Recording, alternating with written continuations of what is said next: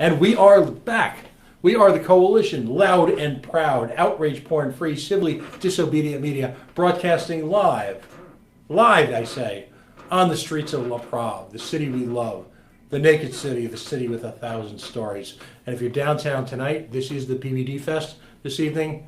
Despite a little tough weather a couple hours ago, the city again is alive with people. Here, 90 Way Boston Street, I can see everything that matters in Rhode Island. I can see our friends UMelt down the street. I can see crumbling facade. Truly a metaphor for Rhode Island of the Superman building just a few blocks away. And of course, I can see all of you. Over the coming weeks, I hope all of you will take an opportunity if you're downtown here on Friday night, 6, 9 o'clock. Bring your signs, bring your protests. I want to see it all. Let's make the city streets of Providence come alive. And of course, this is one of my favorite segments of our show. And by the way, the show obviously is in development.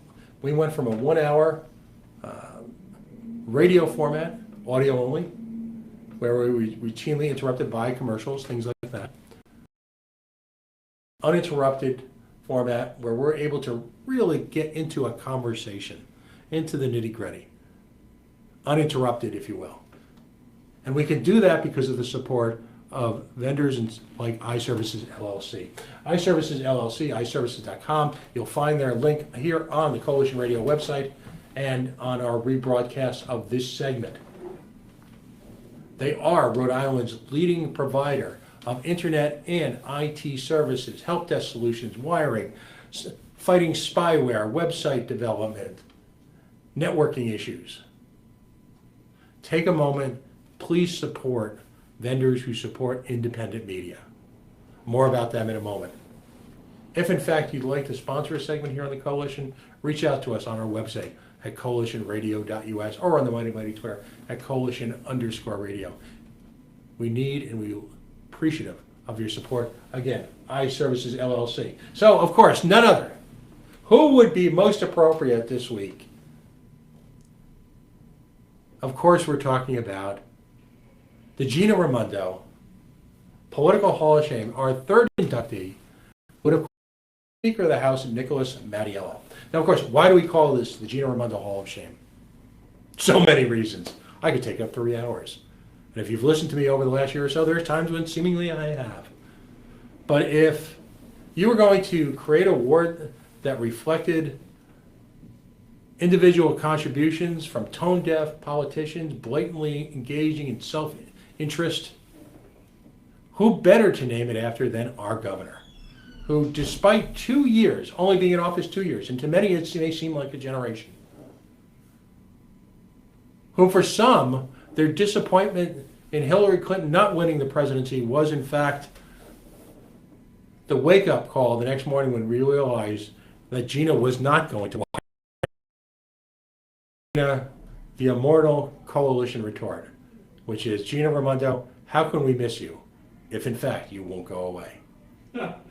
So when it comes to tone-deaf, self-absorbed, self-interested politicians who live in their own world, who see the voters really as a necessary annoyance with which to maintain her administration and develop her future hopes and dreams at the expense of the average everyday working Rhode Islander, well, who comes to mind but Nick Mattiello? So this week, after much was promised during the campaign, we were treated to a car tax revision. Now, I'm not going to get into the weeds on this because let me tell you, this is possibly some of the most vile, regurgitated pablum that I've seen spew from a legislature in a legislature that's seemingly incapable of anything but pablum. In the run-up to the election, based on clearly the threat of a Republican, Steve Frias, Speaker Mattiello had to come up with something. Now, I often draw the analogy between Rhode Island politics and the State House, and as we like to call it, Halitosis Hall. Of course, all deference and respect to Rudy Cheeks, the grand master of political satire in this state. I often draw the metaphor of a high school cafeteria. So the notion that the speaker would come up with a promise to eliminate the car tax struck many as the moral equivalent of promising more pizza days and less homework over at your local high school, and based in just as much reality. Because ultimately, here's the central premise. Over a protracted period of time, we're going to charge you less on this onerous tax on personal automobiles. Now, as someone who sincerely believes that taxation is theft, you would expect me to applaud that. And my first reaction was, well, okay, doing the campaign promise thing. Yikes, who'd have thought? That whisper-thin victory promised on the morning after the election based on mail votes that hadn't been counted, I guess inspired and created a sort of a sense of fear, or maybe an obligation to the electorate. Well, here's the first problem. If you're going to cut taxes, you got to cut the budget.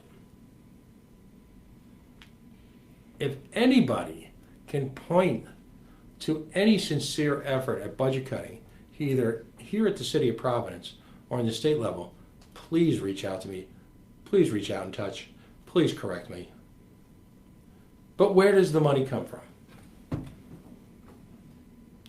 We're still talking about the potential for a special legislative session to provide financial support to billionaires. Oh, that's right, we call it Pawtucket Red Sox. By the way, anyone see irony in a self-described progressive Democratic governor who supports tax breaks for the rich? Anybody see the irony in a mayor of Pawtucket who claims to be a Democrat, who claims to be working on behalf of the common man and woman, supporting tax breaks for the rich? Does corporate welfare mean anything? That we're talking, at least the governor, in one of several faces she's displayed on this issue, and that's why we named the award after her, thinks it's a great deal for the state and state of Rhode Island, City of Pawtucket to subsidize $38 million, all irony intended. Where's that money going to come from?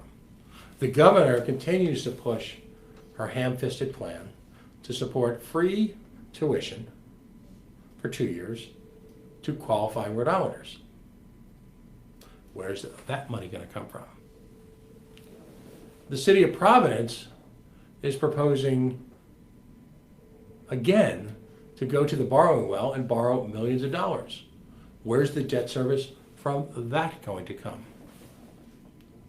Opponents of the tolling legislation have made it very, very clear that there's no guarantee of even revenue neutrality based on the giveaways the governor had to make based on the obscenity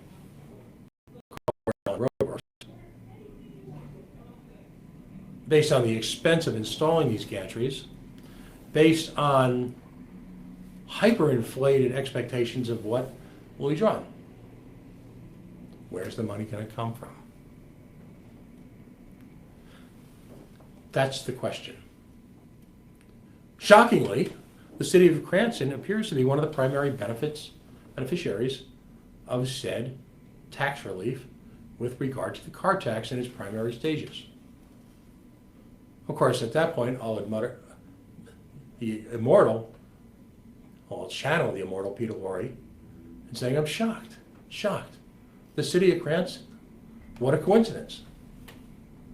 And while on a basic level, I admire the fact that the speaker is attempting to address the hideous system with which taxes are arrived at. By the way, I did a little fact checking this week.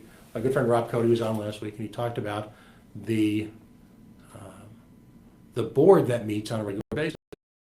So, talk about a political driver's ed film. This group gets together a couple times a year and just, rubber stamps the law. So where is the money going to come from that? Let's look at the methodology in which this is passed. Yikes. No prior notice given to town clerks, many of whom have already issued tax bills. no legwork, no infrastructural needs analysis. This is the political equivalent of, come on, Judy, let's do a show. I was starting to get grief because it almost slipped through the cracks. I almost got away with the fact that I didn't have to meet this campaign promise. But here's the more intriguing part. I applaud the Senator Ruggiero's decision not to rush, or at least not yet rush, legislation enabling Pawtucket Red Sox Stadium subsidies to billionaires sponsored by Democratic politicians. Based on the lack of time available to do a proper and thorough vetting of said legislation. Of course, my applause. He's right. He's absolutely right. I hope they stick with it. And maybe I'll utter or echo my good friend Paul Roselli's notion, the notion of winning. Maybe, as much as I'd like to see it not happen during a special legislative session, maybe that's what it's going to finally take. Just like a thorough vetting and a thorough rejection of Invenergy has to take place, maybe what we finally need to have is this sort of, as they would say in high school English, cathartic moment in the state where we thoroughly vet Pawtucket Red Sox Stadium in a special session. But how is it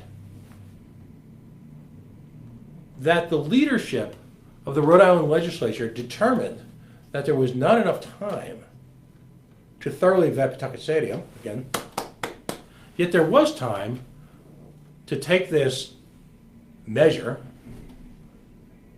and push it through? Has there been a proper vetting and discussion and analysis, public hearings? And yet allegedly the session's over. So my question is this much ado over nothing? I firmly believe that the governor's attempt to pass free tuition was a sop thrown to the progressive Democrats in the hopes that the progressive Democrats, who by the way have shown considerable political backbone in the state in objecting to her craven desires, could they distract, buy them off? Yeah, I don't think so. I don't think they're that easy. I think they would love free tuition, and that's one of the areas that I disagree with them. Good people of goodwill can disagree and get together and work forward on other issues. But I believe it was just a ploy, in the same way that the current legislation probably has no chance of moving forward. I've been wrong before. But it's all of the above. The inability to pay for it, the inability to cut taxes across the board so that all Rhode Islanders can take part in government that is fair to all. The crazy notion that we could shove this through a legislator at the last moment, the inability to have done any of the legwork necessary, stinks to high heaven. And that's, folks, why Nick Mattiello this week is a recipient of the iServices LLC Gina Raimondo induction into the Gina Raimondo Political Hall of Shame.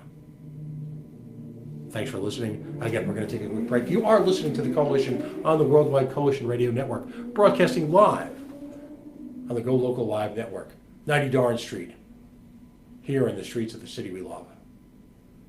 CoalitionRadio.us, Facebook.com/CoalitionRadio, on the Mighty Mighty Twitter at the Coalition_radio. Coming up, we're going to have another quick session on Invenergy with some guests who are going to discuss Woonsocket and the reaction, and then introducing a new segment later in the hour. We've got folks coming on from my favorite magazine in the world, Reason.com, and what I hope will be a regular segment 3 to 4 times a month where individual contributors to Reason will join us live here, either by phone, by Skype, or occasionally in studio to talk about the issues of the day. But folks, stay tuned. We'll be right back.